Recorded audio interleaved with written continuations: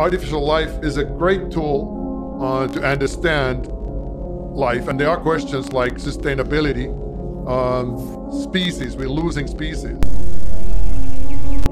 You can really think of it, artificial life, as a simulation of life and a tool to understand what life is and how life evolved. Biology has known this forever. We're just beginning to think about it. Computation, living. They're virtual creatures. They're virtual entities that can move and behave in a simulated world.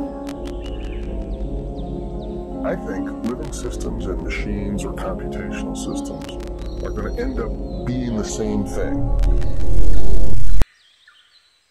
So it's like nature. You don't understand it. Right. In a sense, it is.